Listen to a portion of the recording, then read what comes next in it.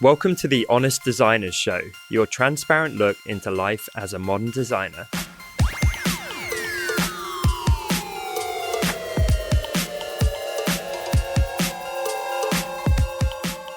My name's Tom Ross and I'm the founder at designcuts.com, and this week I'm joined by my fellow Brit and hand lettering expert Ian Barnard and the ever-talented South African illustrator Lisa Glantz.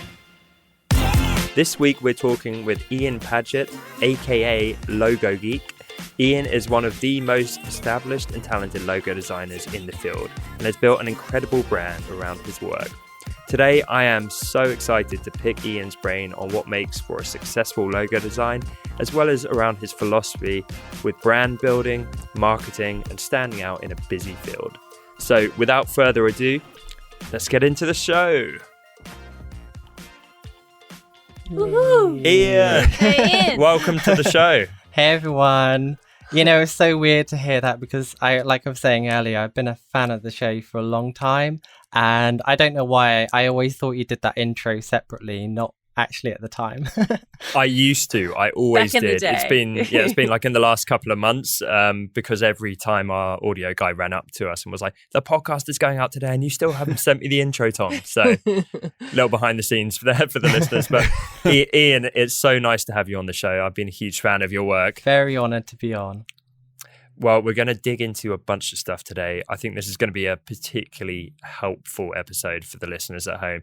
And just to clarify, we've obviously got two Ians on with us today. We've got the original Mr. Ian Barnard, who the will new and be going, improved. the new and improved. We're going to be going with Mr. B as a nickname today. Otherwise, it's going to get really confusing, just shouting Ian every few words. So, Ian, welcome to the show. Mr. B, hello. Thank you, Tom. I'm really Good to enjoying be this.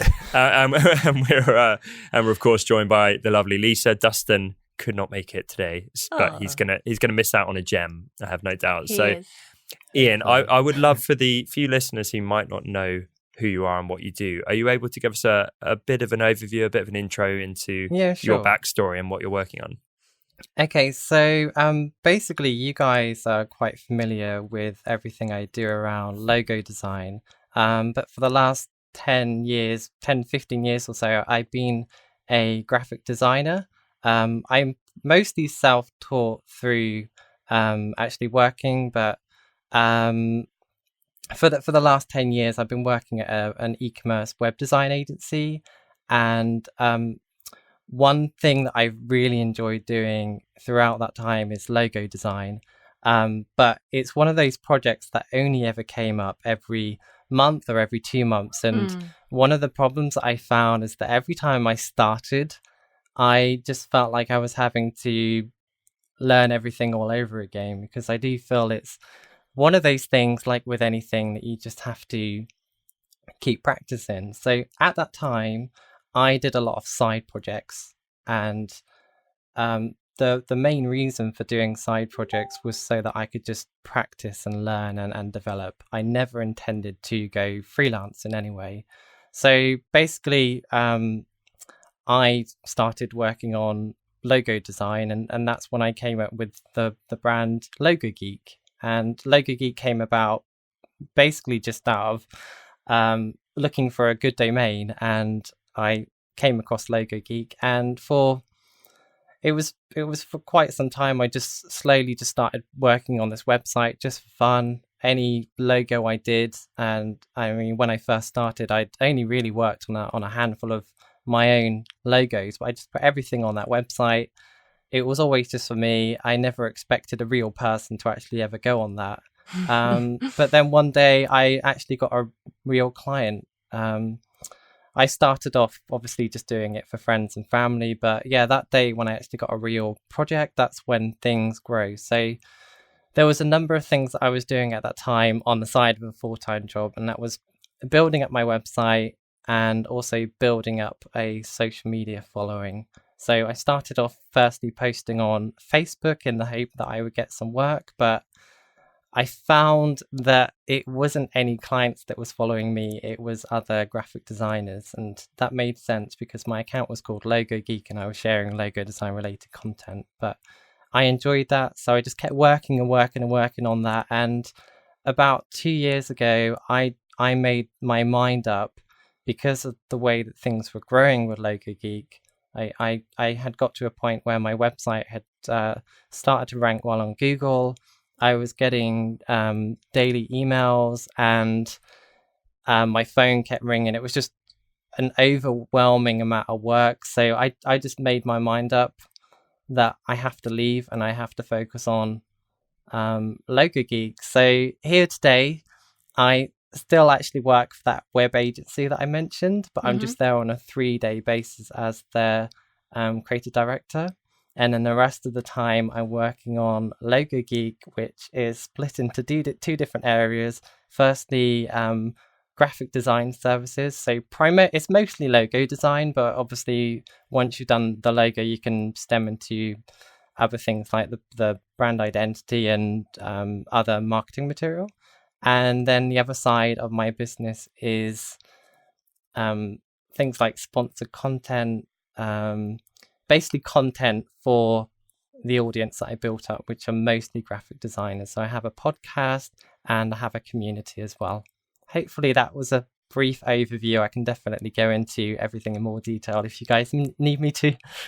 That's a great intro. And I think you're a classic case of someone that's done an awful lot of things right without it perhaps always being super intentional.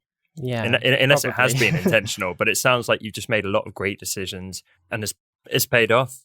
I would say we're all marketing geeks, especially me, and I could talk about this stuff forever, and I definitely want to come back to it, but I would be remiss not to pick your brain on your creative process and your thoughts around logo design, given that you are such an expert. So I can appreciate it's hard to perhaps describe what makes a good logo, but are there certain things, I'm thinking of all the aspiring logo designers in our audience who are perhaps not at your level, not as experienced, for the creative director in you, what guidance can you offer them? Yeah, so I like what I call the SMART principles. So it's an acronym, and the first one is simple. So every successful logo that has ever been, so I'm talking just successful logos that have lasted the test of time, they are simple. And the reason why they need to be simple is because they have to work at that size on a social media icon, but also quite large sizes. So you being simple, it helps to make it timeless. So simple, memorable. So you want branding is the art of differentiation. And that's stolen from David Breyer. So a good brand identity or a good logo is different from other people, so that you memorize it. Are you saying we shouldn't use a swoosh? Well, Nike did. Yeah. Well, it's an interesting one because every company has its own set of competitors. Yeah. So within the shoe space, if you was to do anything that resembled any kind of tick, it will look like Nike. But if you look at the Sure logo, the deodorant is nothing like a shoe. It's in a very different That's such a good audience. point. But it uses an almost exactly the same logo as the Nike logo. It's a tick. And I never connected the two until you just said that. See, that's why he's the master. That's why he's the logo geek. So you can actually use a tick if there's no tick within the industry. That industry. Mm-hmm. Yeah. So I guess just to dig a bit deeper in that, we did something similar with Design Cuts. And when we started, we did an audit of all the competition. And I very deliberately picked like a different color palette from what they were using, and a different name and different wording and a different logo style. And I know our logo, it's not even a logo, it's like so basic because we just threw it together, although we are kind of iterating it right now. But we deliberately wanted to avoid some of what the other people were doing. Yeah. It was like, that iconography feels a bit cheap, or they've got a text-based logo too, but it's using more scripty stuff paired with the sand. So if we do that, it's going to look like a rip-off. And so yeah, I hear you. I think that's a great tip. Yeah, I think it's worth if I quickly explain what the SMART is. So it's an acronym for simple, memorable, appropriate, resizable, and timeless. So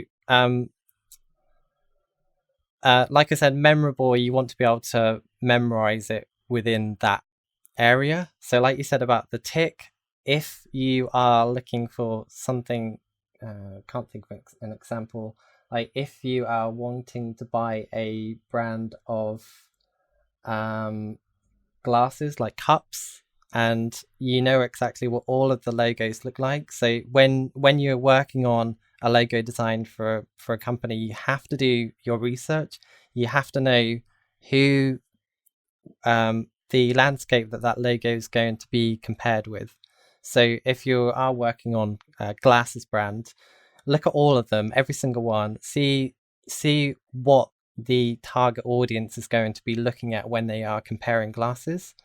And what you want to do is create something that looks different from the others, so that when you see it again, you think of the one that has the green blob on it, or the squiggle on it, or the tick on it. People don't remember names; they remember colors. They remember shapes. They remember small details. So if you can find a way to look different from the competition, that's ideal. But you still want to be appropriate. So that's when that's what makes it a bit more complicated. My favorite round of a pub quiz, I don't know if you go to many of them, Ian, but is the visual. I'm terrible round. at pub quizzes. Yeah, so am I. I've literally got the general knowledge of a 4-year-old with most things, but the round I normally do well in is the logo round. And I don't know if you've seen this, but they remake famous logos, but they changed the company name. So it might be like Lucozade or something, and they have like a similar font and like similar shapes going on, and straight away my brain's like, right, that's Lucozade. Yeah. because as you say, it's the shapes and the colors. It's the shapes and the colors with. Yeah.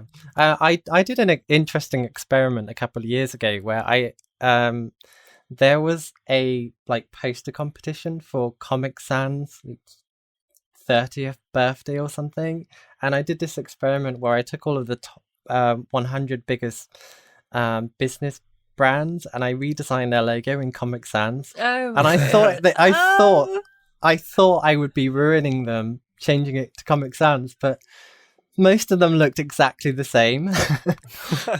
Wow. It was very weird. Just because they were so strong, you mean? Yeah, because you can see, the colors and the lockup and everything used, they're so distinct that even when you change it to Comic Sans, you still recognize them. That is the sign of a good logo. That's amazing. So that was memorable. Yeah, so going to appropriate. Basically, you want to design the logo so that it's appropriate for the company that you're creating it for. So, for example, if you're creating a logo for an architect, for example, there's a certain aesthetic that you would expect as someone looking for an architect to see.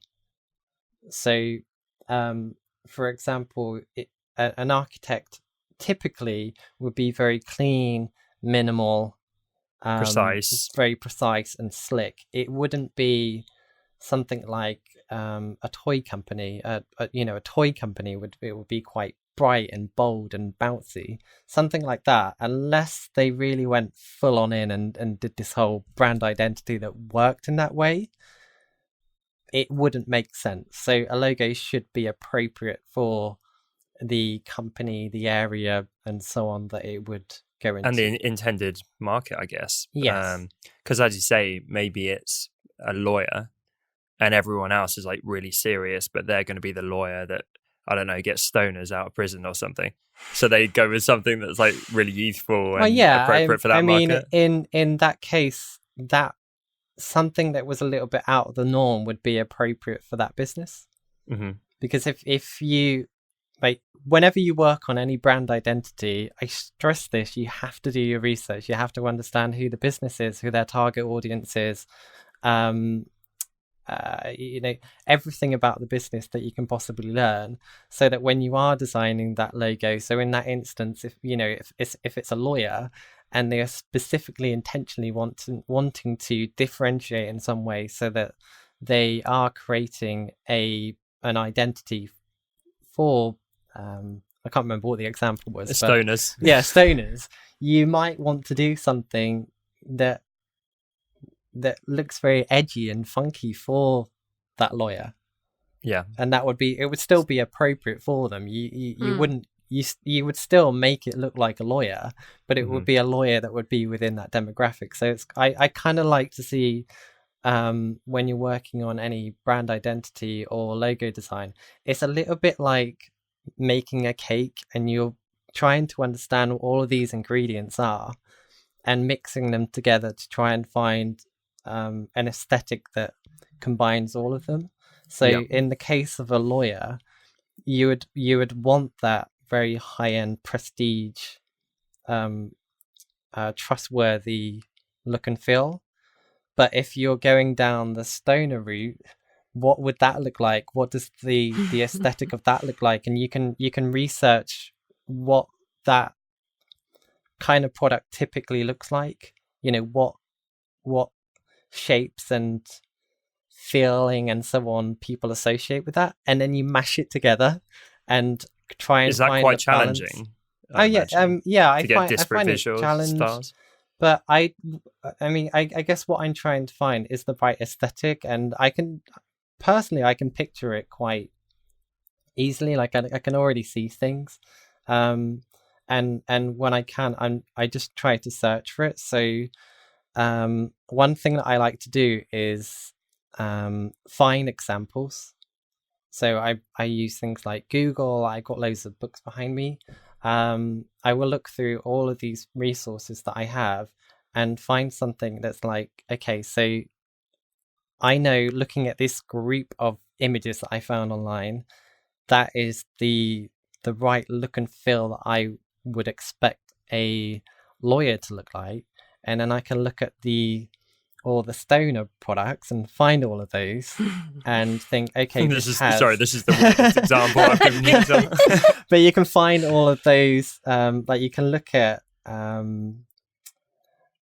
I don't know, very urban brands. You know, I'm thinking, you know, spray paint, edgy, and even there's a lot of like CBD products at the minute as well. Yeah, so you can look at all of these different brands that go down that route. And you can, you know, so you can learn, okay, this is quite edgy, quite urban, and then what you can do is you can see the two separately and think, how can I mash this together?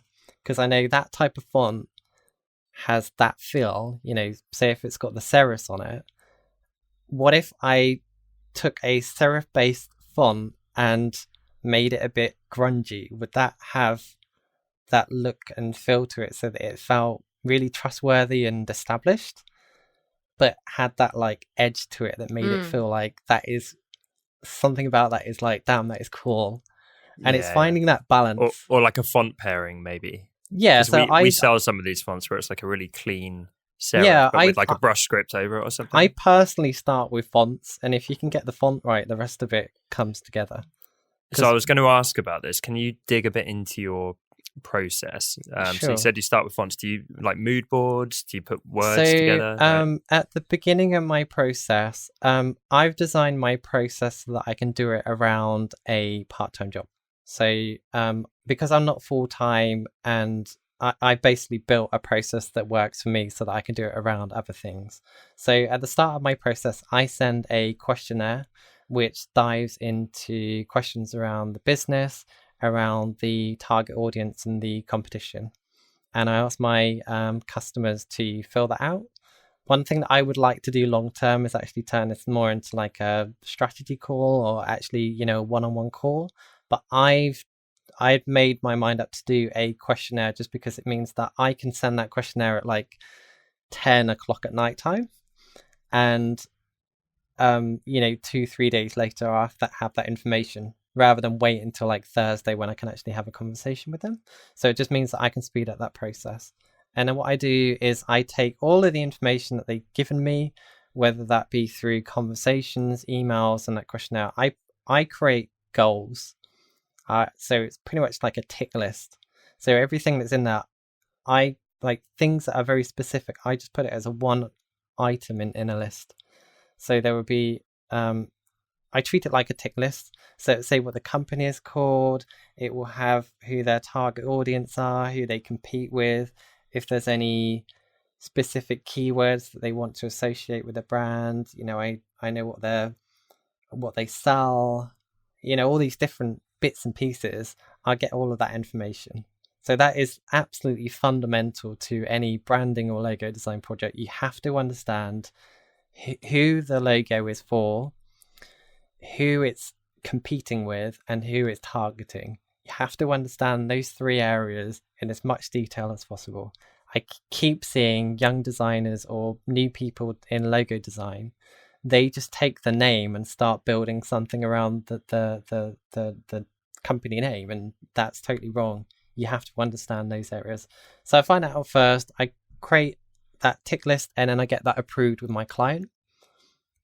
And the reason why I get that approved is because you get some people, and I think it's important to stress that when you're working with people, people can change their mind. Mm-hmm. So I get things approved in writing so that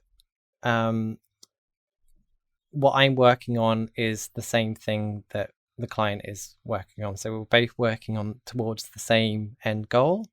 And because I have it approved in writing, if at a later date after I've done, hours and hours of work, they decided to change their mind, I have the grounds to say, look, we've agreed this, we have it down in writing, I'm going to have to start this process again.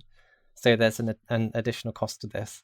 And there's absolutely nothing that they can say to argue that, because it's in writing, it's in my contract and so on. I love that when you can put that back under their nose and it's like, these are your words. Yeah, exactly. Because if it was just said out loud, they can deny it or misremember it. Yeah. Has it ever happened to you?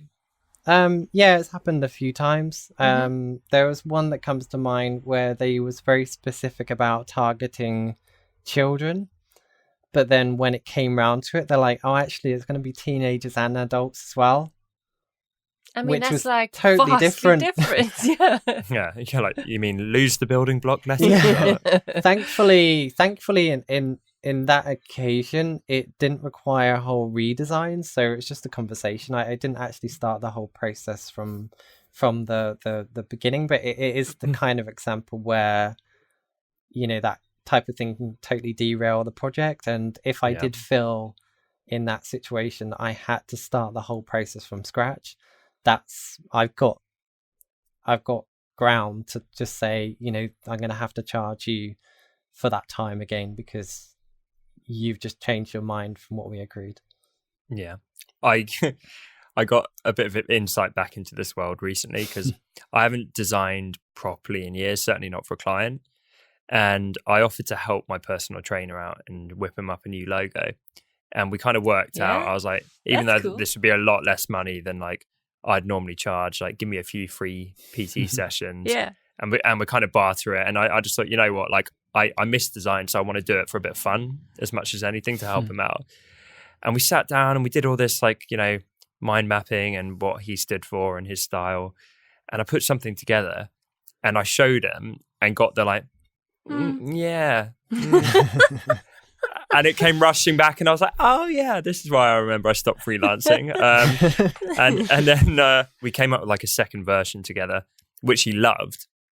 But the whole roller coaster experience of like, it's just so easy to miss the mark, because we did all of that process. We got everything down and it was still a case of like, not for me. And they can be so fickle, how do you right? handle that? I mean, I had one example was it's about 6 months ago. I did the work.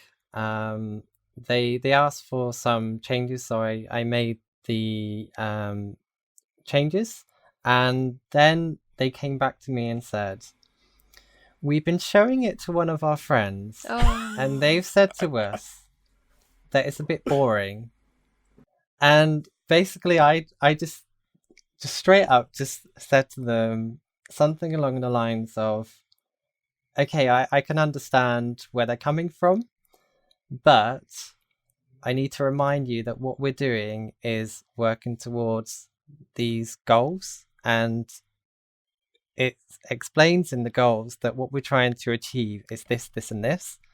And what I presented to you and what we've been working on up until now achieves all of those goals. Mhm. So even though your friend doesn't like it, It's always that it third party. meets those. I showed my daughter and she cried, and she's 6. It's like, It's yeah, bizarre. crazy. So did you change their mind?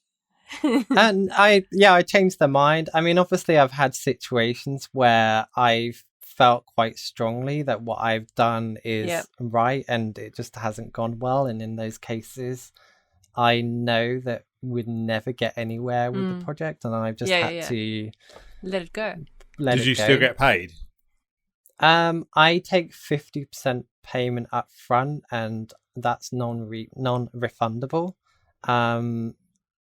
But in those cases where it's like, you know, I just be honest with them and just explain that what I've done, I feel successfully achieves the goals that we agreed upon in these ways, and their personal preference shouldn't dictate me doing more work, pretty much.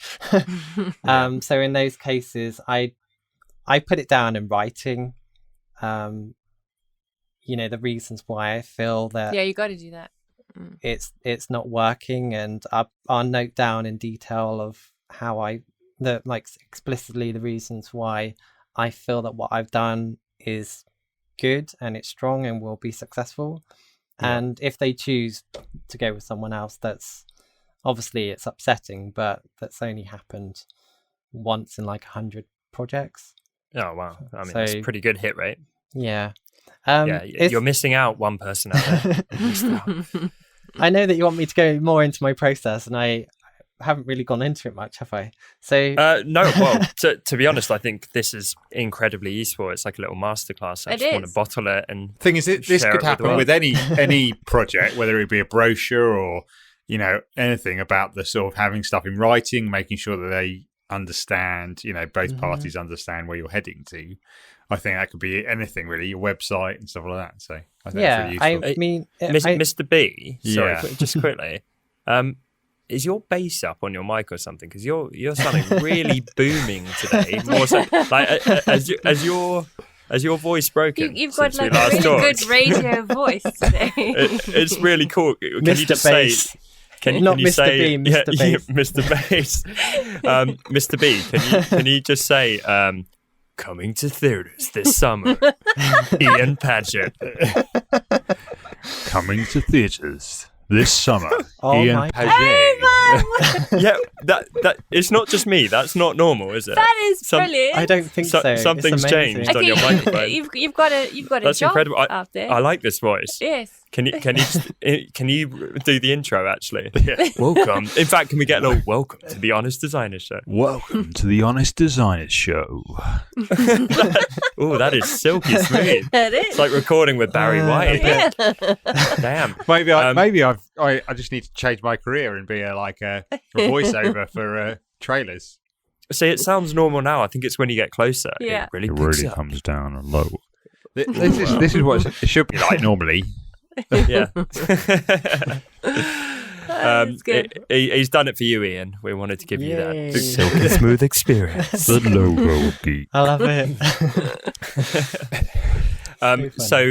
Sorry, back to process for logo design. So yeah, Ian, did you want to dig in a bit more? Yeah, sure. So so the point that I got to is basically creating the brief. So at this point, I have a series of goals, and what I'm trying to do is create a logo that achieves those. So the first step that I do is I work on paper. So I have loads of sketchbooks. I have big sheets of paper. Anything that I feel like drawing on, I will draw on. And basically what I'm trying to do is translate that brief into something. And there's a really useful thought exercise that I got from a graphic designer called Miles Newlin. He's done things like the logo for Sky and the you can't say the word, Unilever logo. So he's quite a high profile designer.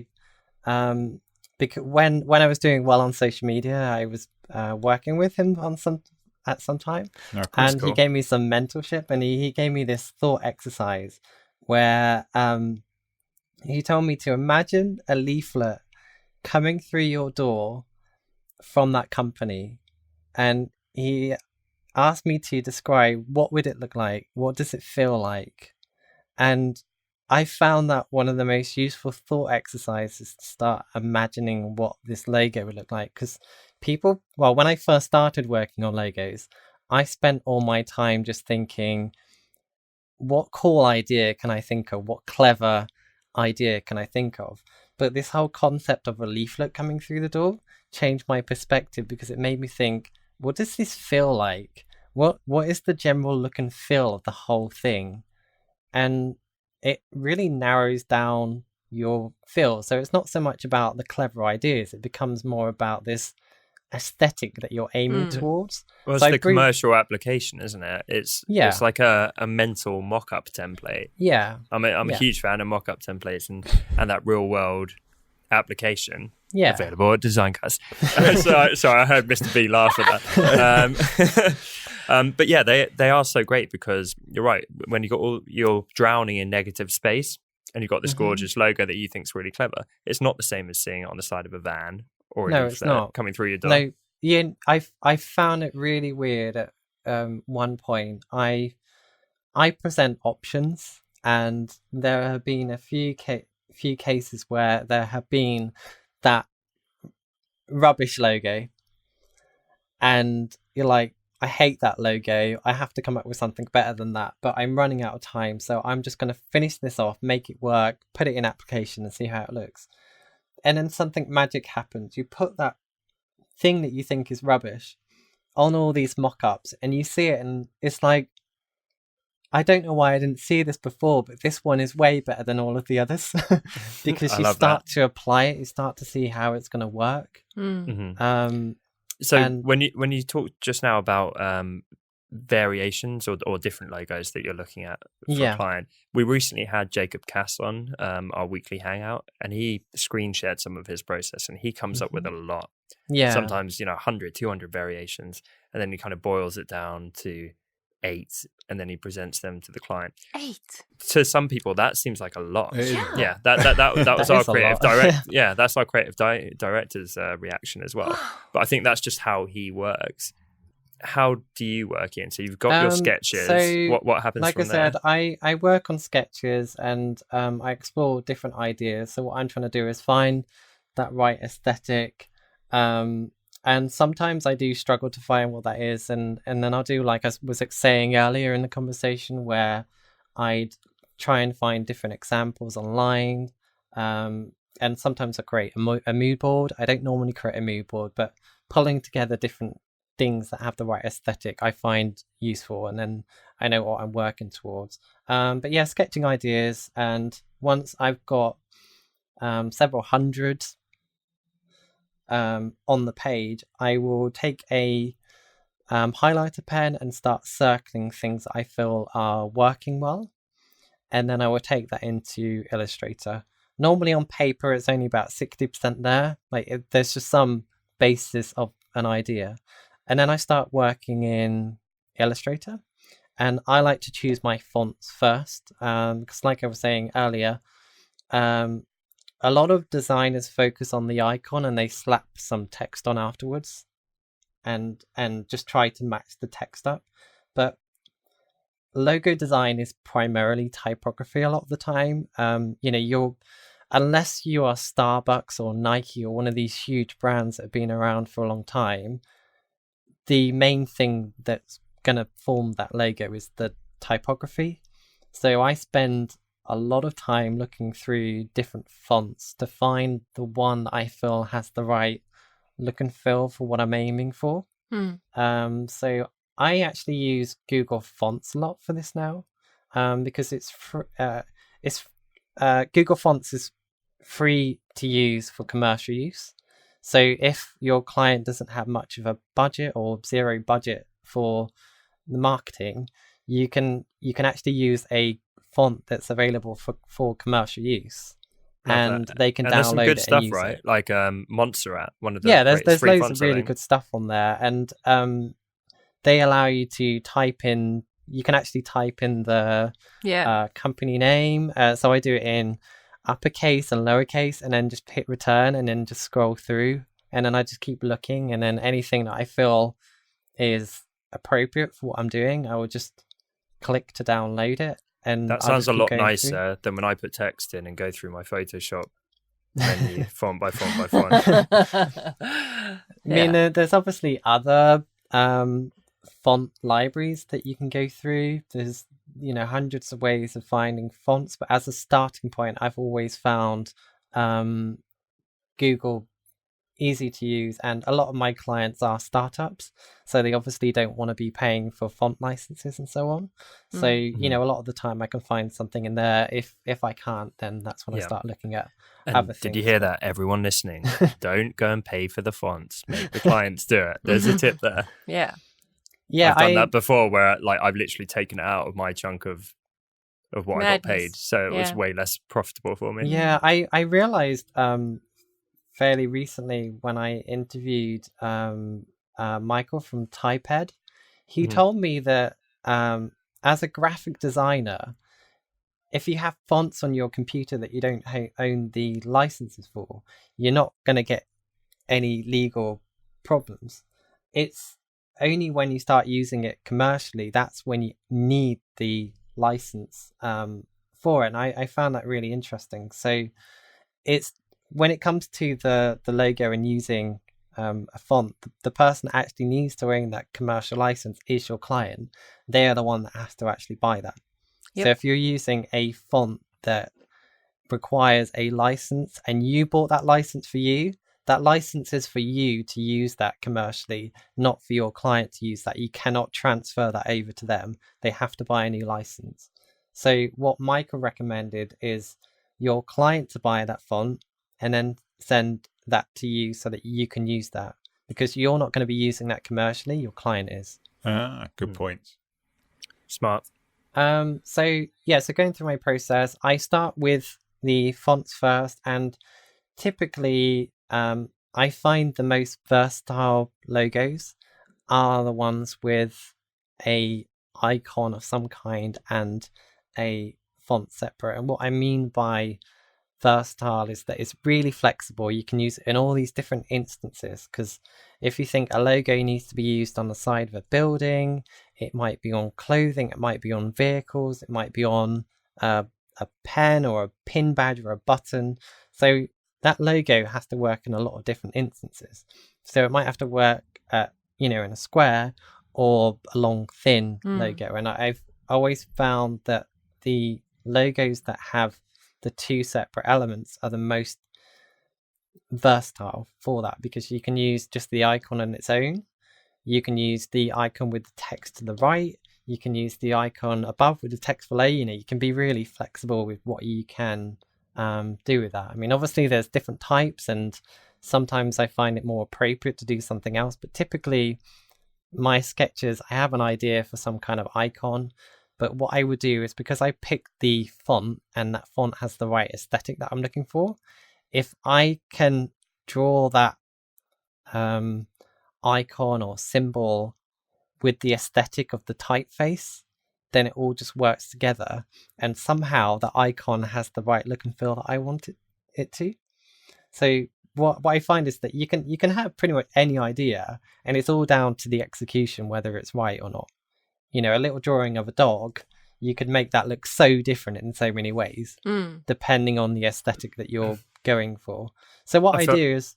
Sorry, go ahead. So what I do is I will put together something that I think looks finished, and then I will duplicate that and then edit it and try to simplify it down. And I'll just keep duplicating, editing, and keep tweaking. And that was a tip that I got from Aaron Draplin. It's really satisfying, isn't it? You end up with about 50 variations, and you're just little changes in each one. Yeah. So what I try to do with each change is try to take it to a point of simplicity where it still has the right characteristics and everything that you want. So I just keep duplicating, tweaking, copying until I just get to a point where I think that is perfect. And then I'll test it.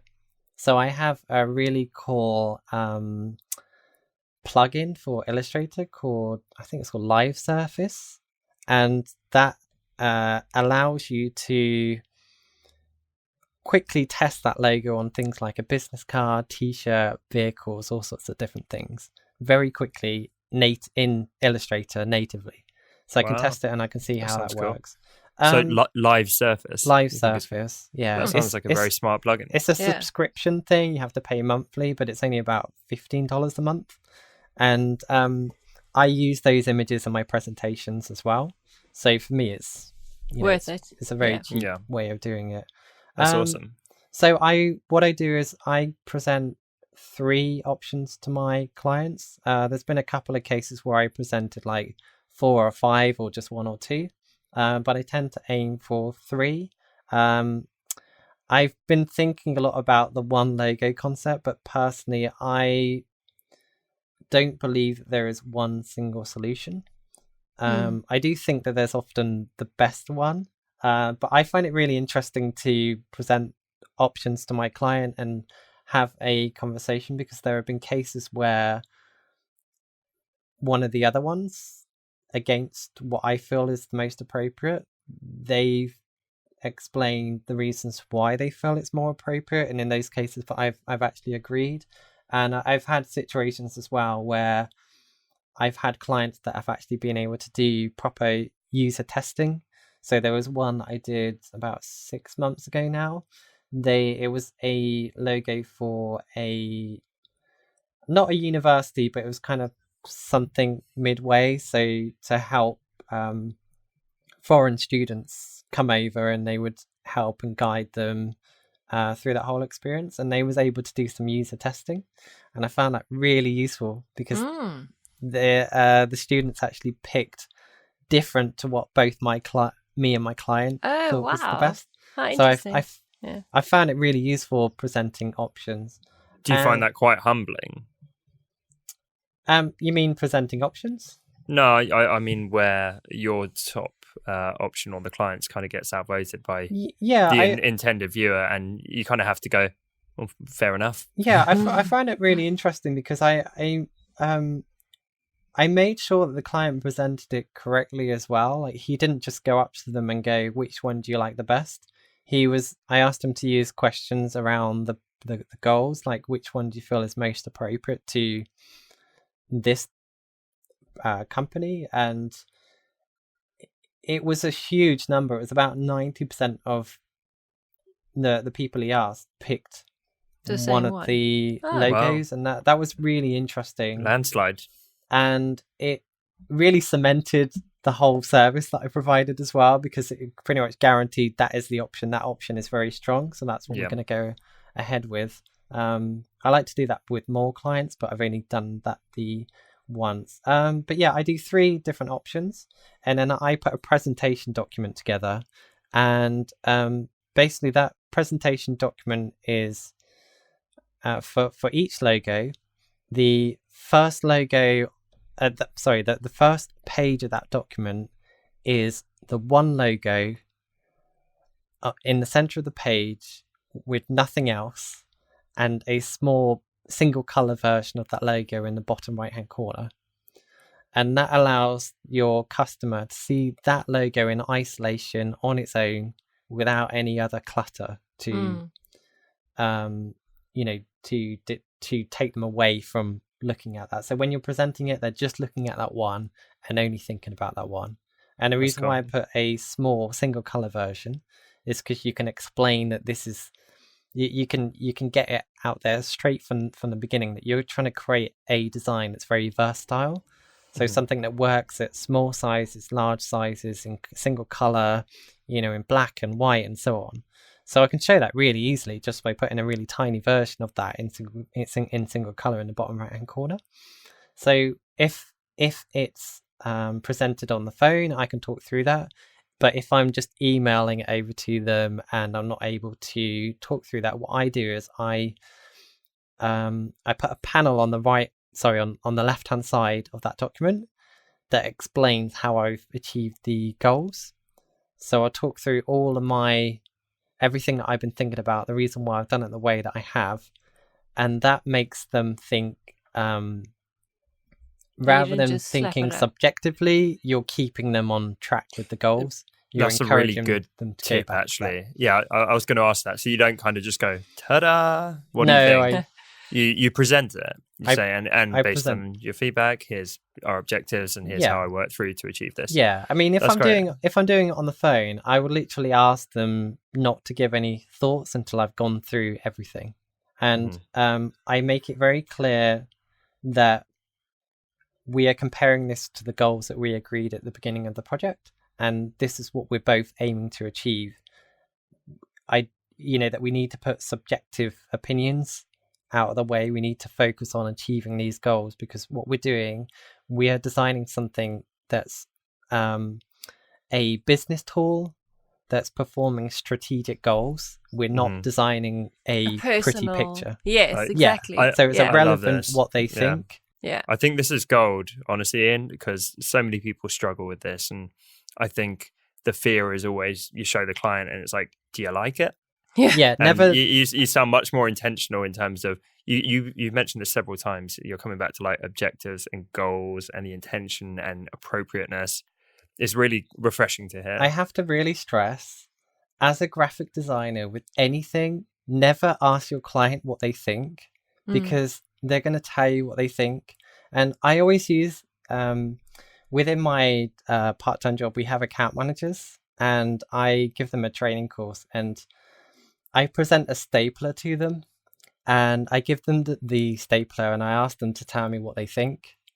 And they typically start picking holes in it. They're literally like, oh, it's quite clunky, quite heavy. I don't really like the color. It's quite blocky. They really start digging into it, and they're picking holes in it. But then what I do is I present it differently. So secondly, I go something along the lines of, I've designed this product for you, and the intention is that it will be stapling two pieces of paper together, and it stores these staplers, and I'll show them how it works and what it does, and I'll explain the reason why we pick colors, because it's the cheapest color to manufacture. All of the shapes, everything, I explain everything based on what I believe that the goals of that manufacturer would be. And then I ask them, do you agree that we've achieved these goals? They always say yes. So when you've asked them what do you think, when you've asked what they think, they picked holes in everything. And that's what happens with graphic design when you ask them what they think, because they tell you what they think, but you don't want to know what they think. You just want them to agree it. So present it like I just presented it. As you're doing this, I messaged my team a few minutes ago, and I was like, we're calling this episode Logo Design Masterclass with Ian Paget, because it really is. It's not just logo design, though. I think it's hard to deal with clients. Yeah. It totally this is obviously the big thing is the logo design, but you ask the client what they think of all of the different things that you do, and like you say, now I realise why I was getting people just picking holes. That's why. It's literally the absolute worst question that you can ask with any graphic design work. Never ask what you think. Focus on achieving goals. I'm going to turn you into a meme, Ian. Never ask the client, what do you think? Like that's an Instagram post right there. That's amazing. How are you on time? Because I know we're a little bit over. I'm but this happy is kind to of gold. keep going. Yeah, thank you. I really appreciate that. While we're on this, and I think your experience is shining through, how do you price yourself? This is something so many designers struggle with. Okay, so being totally transparent, pricing is something that I've always struggled with. And okay, so when I first did a logo, and we're talking probably 10 years ago now, the very first one that I did for someone, and this is outside of anything, it's like basically the first time I ever charged someone for anything. I think I charged like £25, and then the second time maybe £100. And I realize now that it's such ridiculous low number. So I gradually built up my price range. So a couple of years ago, when I went freelance, my projects were around the £600-700 mark, but I think it's worth explaining where that's come from. So I've worked out how long I spend on a project. So I know on average, I designed logos quite quickly, so I can typically turn a logo around in a couple of days. Not all in just 2 days and then done, but I mean in terms of the actual time, I could probably do a project in around 16 hours. So I've worked that out, that on average a project typically takes that. So I've worked out what is the minimum that I need to charge to cover my costs. So I worked it out that it was something like the absolute minimum I needed to sell a project for was around the £500 mark at that point. And I also did I got one of my friends to do some mystery shopping, which was a bit cheeky, but it was it gave me an idea of how much other people charged. But now here today, my last project was just over £1,000. Okay. So I'm actually currently working on increasing the amount of value per order, and how I'm doing that at the moment is using a technique that I got from Blair Enns, where he presents options. Value-based pricing. Not value-based pricing as such, because I find with logo design, it's really hard to do the whole value-based pricing stuff, because it's easy to do that with a website. Mm-hmm. We had him on the show, by the way. That's what made me think of it. I find it hard to do with logo design, but one of the major things I got from Blair from the book is the idea of options, and he talks about how when you just provide one price, your customer doesn't have anything to compare it with. And he uses an example of a stick, and within the book it's like, how big is this stick? And because you have nothing to compare it with, that stick could be the size of a jumbo jet, or it could be a twig. You literally have no idea. So what the average person does is they need something to compare a price with. So if they get a quote from you, they just want to know that it's a good price. So they'll do a load of research, they'll find out from other people just to compare, just to see if your price was good. But obviously, as everyone knows, there's always someone cheaper out there. But what Blair suggests to do is to do 3 prices. One, which is an anchor, and an anchor is not designed to be purchased. It's designed to set the expectations of how much things cost with you. So apparently fashion shops do this. Apparently when you first go into some fashion shops, they will have a t-shirt at the front of the shop that's not there to be sold. It's there so that you'll look at the tag and go, wow, this is like £80, this t-shirt. And then you go in and the next one is £60, and suddenly that £60 one is cheap. Seems cheap, yeah. Yeah. So that's what the anchor is for. And the anchor can be as high as high as you need it to be, and the idea is that solves all of their problems. So if you could do anything you wanted and money was absolutely no object, that anchor would be everything. And I've done that with branding. So for example, my anchor doesn't just include a logo design, it includes brand identity, social media images, things like stationery, and I can add on website and so on. And that's got like a from price. So you can see it's like that project is from £10,000, for example, and that's my anchor. And then I have the lowest one, which is pretty much absolutely stripped down.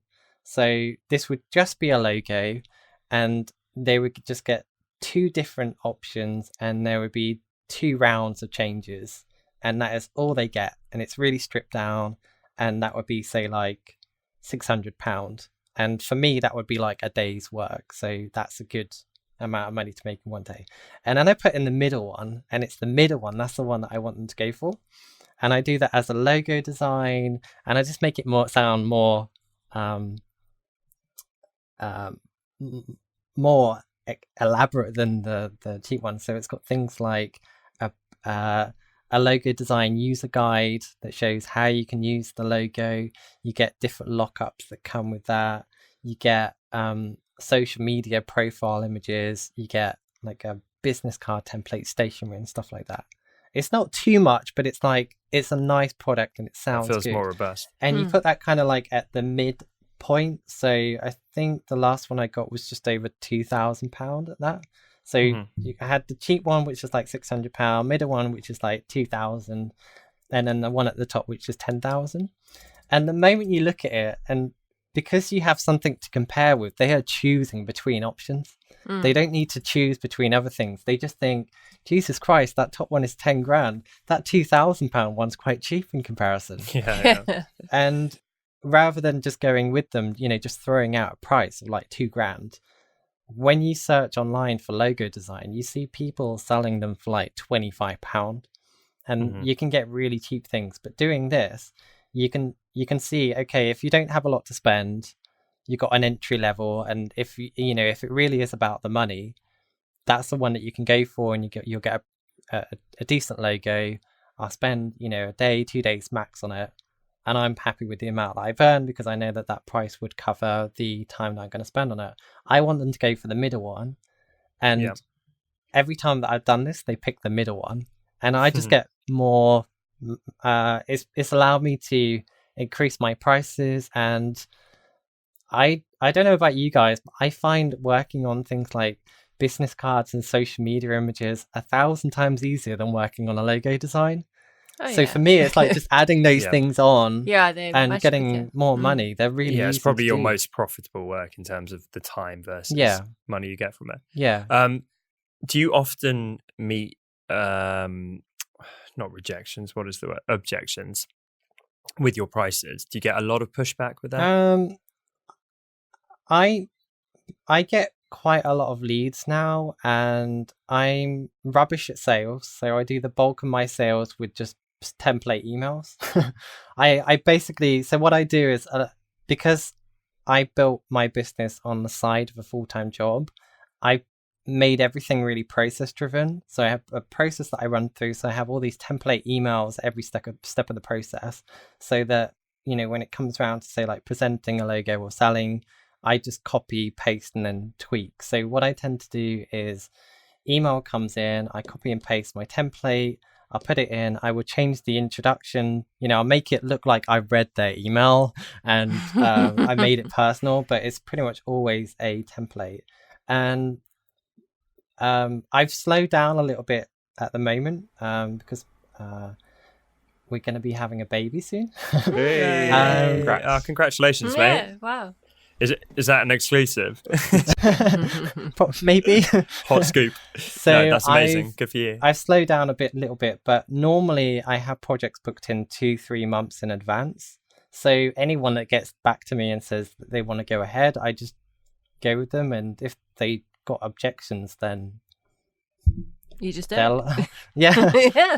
I guess the reason why I was asking is, do you feel like quite often clients accept your prices and just run with it? No problem. I get a lot of I've had people say that's a ridiculous amount of money, and okay. But I just but move on do you to get the a lot of next people one. who are fine with it and most of my leads come from finding me via a Google search for logo design. So there are a lot of those leads that come in and they have a budget of like £50, £100. Sure. So most of the time I'm out of the price range. Yeah. But I do get quite a few people that said that's slightly higher than what I wanted to pay, but I'm really impressed with this, that, and the other, and they're happy to go ahead. Okay. But just for logo design, I do get a lot of not objections as such, but they just don't get back to me. And I'm not worried about that. I just keep going. Yeah, they're not your people. The reason I was asking is, if you had have told me it was between like £2,000 to £5,000 for just a logo, I wouldn't have been surprised. And so I wonder if maybe not that much of an increase, but a 20-50% increase would work for you, because just given your persona and your brand, that honestly wouldn't surprise me if that was your price point. I think, like I said, for me, I've been gradually increasing my prices to a point where I'm comfortable. So 2 years ago, I felt uncomfortable to charge anything over £1,000. Like for me, I don't know what it is. Like I've had people recommend me to increase them, but for me, it's like, why would anyone pay over £1,000 for me to design a logo? I've had this in my head, and I know that's probably nonsense, but it's been hard getting that out of my head, because I the way that I grew up in a council house, and my parents didn't work. They were both retired, and we didn't really have that much money. So for me to be able to charge over £1,000, which I am now, I still find that crazy. But I've just got to a point where I feel comfortable writing out my the contract with the pricing. And I'm slowly increasing it. I keep testing it. So there have been times where I don't have an assistant now, but I had an assistant for some time doing this, and I just asked them, look, I am so busy, can you just double the price and see what happens? And we still had projects go ahead. So anytime I'm really busy, I just start testing, start doubling the price. But I think I will try that. I think now is probably the best time to try that, because I can't really take on anything until like June, July. So maybe I'll try. It's the best answer if you've got too much work coming in. And if you do it for 2 weeks or 4 weeks and they all say no, who cares? Because you're already booked up. I would say, being transparent as well. I guess for me, one of the concerns about increasing my prices is that I currently don't do the process that I would. Like, say if I was going to suddenly charge £10,000, I would actually offer a completely different service and go through a different process to what I do now. Why? Because you feel guilty about charging that much? No, it's not that. It's more that I created a process and a system so that I can knock these projects out, because they've been on the side of a full-time job for a long time. And through doing my podcast and through, building a community and everything that happens in the community, I read everything. I'm learning so much all the time. Based on everything that I've learned from everyone that I've spoken to, what I'm doing now is totally wrong. And I would want to completely change my entire process. And it's not because I don't feel like my work is worth £10,000, because I think the price that the company is paying, they're not buying the logo, they're buying the process. And I would want to create a £10,000 process rather than a £1,000 process. I would argue they're buying the impact, not the process. Yeah, that's true. But the way sorry, I'm not trying to put you on the spot. It's just I find it really interesting, because it's such a common pain point for people. It's like plucking a number out of thin air for a lot of people, I think. And so I really wanted to get your honest insight, and you've been ridiculously candid about it. I didn't expect you to even share like actual figures, so I really appreciate that. And this is just, I have nothing to hide. It's going to help so many people, because pricing is just like the unspoken word within the sort of design community. People don't seem to want to share it. I mean, I've seen people say that they charge like £10,000, £20,000, but you know what? When you don't have any work coming in, if someone's happy to give you £500 for a week, a couple of days' work, just take the money, and that's the way that I see it anyway. I think, obviously if you've got loads and loads and loads of work coming in, then it's okay to start saying £10,000. But personally, I found that, the higher I go, the less people say yes. So if I'd rather get 10 £1,000 projects than one £10,000 project, because it's easier to get 10 £1,000 projects. Yep. Yeah. That's the Or way you that could I get see it. 3 £10,000 projects instead of 10 Yeah. £1,000 projects. And I guess from my perspective, I've thought a lot about this. Like, how much money do you actually need? If you're able to take on a project and earn like 20 grand a month, hmm why do you need that much? And also, there's that It's good pressure, outlet. isn't there? I mean, that if you're charging that kind of money, you I don't know. This is how I would react. I would go, "Oh my word! Okay, so now I'm charging £10,000. Like your creativity goes out the window because you start overthinking things, and Yeah, so that's why the I pressure think is too much. personally, I've been ignoring people on this advice because it's like I'm earning way more than what I need to, and I can live quite comfortably. And that's what's important for me personally. And I know that I am increasing my prices to a point where I feel comfortable. So even though, Tom, you said, you would expect me to charge £2,000 to £5,000, I'll probably get to that point in a couple of years' time. I just need to feel comfortable to make that change. And that's a good point, actually, because like what Lisa says, it can have an impact on your creativity. Absolutely.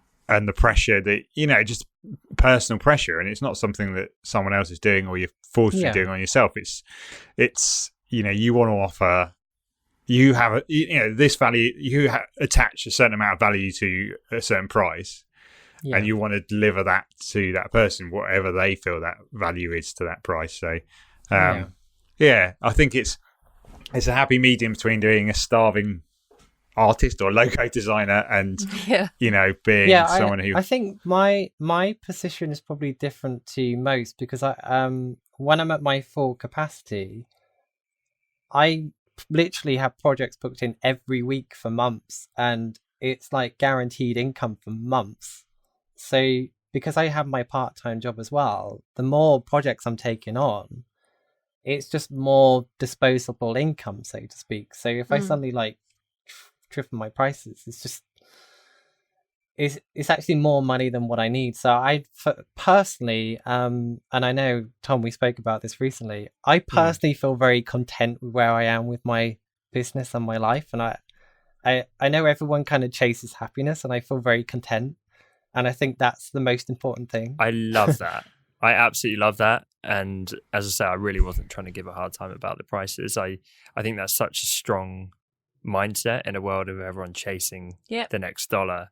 The fact you just do what you love and you're super content and you're killing it and building this amazing brand, I think is really admirable, to be honest. So I mean, I know for me, like the price point I'm at, that works for me. It covers my time nicely. It gives me a disposable income. It means like my partner doesn't need to work now, so I can like raise a family and everything, and just be very content. Like, I can live the way that I want to. Like recently we needed to upgrade our car. We needed to get a bigger car, and I could do that without having to worry. It's a nice position to be in, and I appreciate like I can keep increasing my prices. I need to do that at my own pace, and I'll get there eventually. But... Yeah, I think most of us have a lag behind as well, so it's easy for a third party to be like, but you could be worth that. But like you said, you'll probably get there in 2 years, and I feel like we're always slightly behind where we technically could be, because it's not a comfortable thing to aggressively push into it. But I think that's all of us. Yeah, definitely. That's great. So I guess because this is a long episode, but again, ridiculous value from you, Ian. Do you mind if I ask a final question? Yeah, sure. So I'm thinking, like, I just got back from Creative South conference in Georgia, and I met a lot of designers there, and a lot of them showed their Instagram work, and there was so much talent. Like there was an abundance of talent, but I also know a lot of them were struggling to find their way as freelancers and get a footing in the industry and find success, I guess. In such a busy world where there are a lot of designers, what would your advice be, perhaps? Like, what do you think's made you stand out? I think that's a really interesting question. And I think for me, the main reason why I'm at the point where I am now is nothing to do with my skills and capabilities as a graphic designer. I mean, obviously you need to be at a good point where you could offer services, but I get clients because I got my website on page 1 of Google for logo design. And when clients are looking for a graphic designer that can do a logo, they find me. And I don't think there's any magic trick as such. You can keep learning and learning and learning to become a better graphic designer, but the reality is that a client, when they're looking for someone to do something, they're not looking for the best designer. They're just looking for someone that can do what they need. And I think graphic designers need to understand that, because they keep chasing to be better at graphic design, but actually they need to learn how to do marketing. Because you can have the best product, or you can offer the best service in the world, but if no one can find you, then it doesn't matter. It's irrelevant. So you need to find a way so that people can find you. And we're at a point now where there's loads of search engines online. Like one of my friends said yesterday that people forget that YouTube is a search engine. Maybe you could do YouTube videos, or maybe you could write blog content. But for me, what I've done, like the way that I've got to the top spot on Google, is by learning search engine optimization. And I've been very lucky that I've learned that in my job. I've been sat in a room with a online marketing team for the last 10 years, and I've picked stuff up from them, and I've become passionate about it, and I listen to podcasts about it. Like, I don't listen to that many graphic design podcasts. Graphic designers listen to just graphic design podcasts. I listen to things like Pat Flynn, Smart Passive Income. Mm-hmm. And I interviewed him years ago, actually. Nice guy. I met him last year. It's really exciting. Cool. But Pat, he shares information about how you can make a passive income, how you can, grow your backlinks, how you can do all these different things. So I'm not that interested in learning more about graphic design, because most things that clients want me to do, I can do. I'm interested in learning about marketing and how I can get my website on page 1 of Google, how I can level up, how I can get better at networking. I don't go to graphic design events. I go to business events like the Upreneur Summit, for example, and I network. Oh, you've been to that with Chris Tucker? Yeah, I've been to both of them, and that event, it's all about marketing, and you're on a table where you can mastermind with other business owners, and if you're just transparent about what you do, you can get support from these other business owners. But I use that time, like, those tickets are expensive. Like, it's about £600 for a ticket. It's really expensive, but every single person that goes to that event is an entrepreneur that's building their business, that have money, and you can get them all in one room and network the hell out of that room and say, anyone need a logo? Pretty much. Well, when people ask me what do, I tell them I design logos.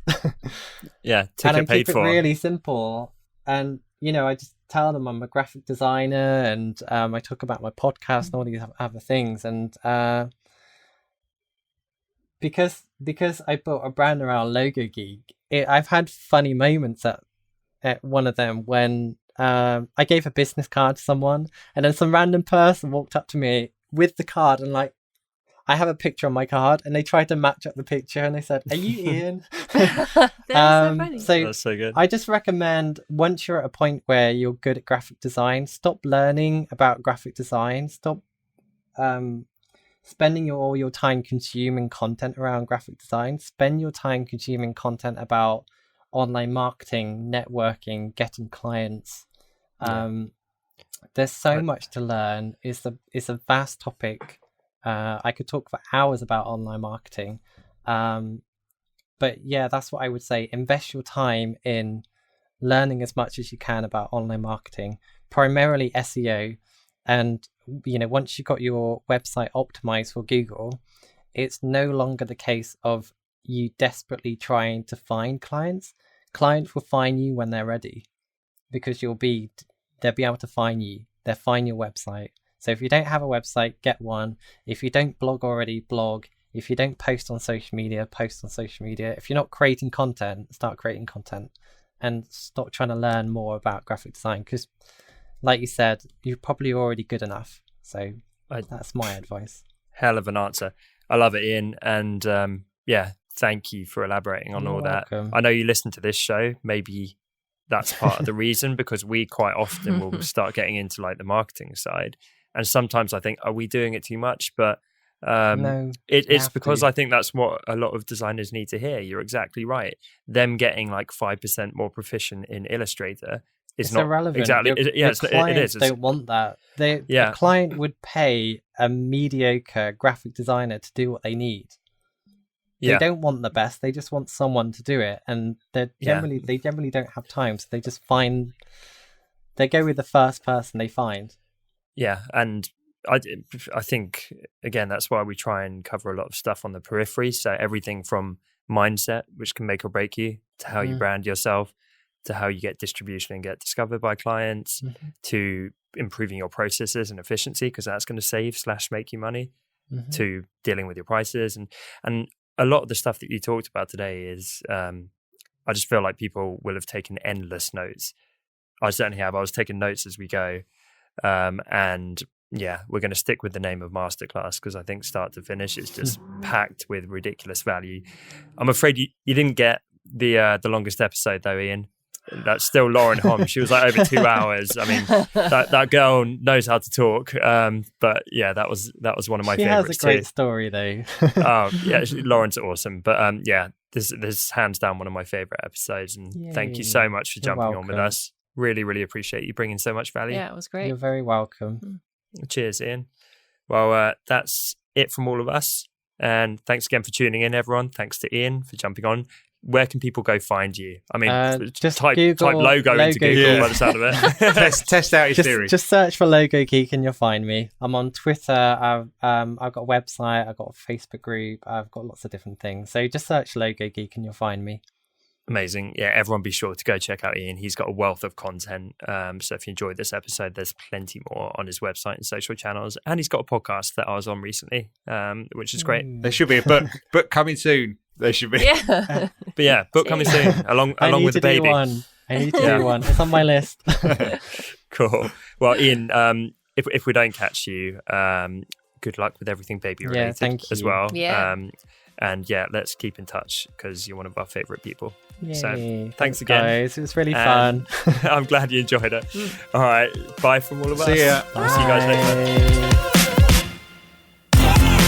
Thanks so much for listening to this week's episode. As always, you can find full show notes over at honestdesigners.com, or find us over on iTunes and now Spotify by searching for The Honest Designers Show. And remember, we're now on social media too, if you search for Honest Designers. If today's episode helped you, then it would mean the world to us if you took just a moment to leave us a quick review over on iTunes, as this is one of the best ways for other designers to discover the show. Thanks again for tuning in, and we will see you next week right here on The Honest Designers Show.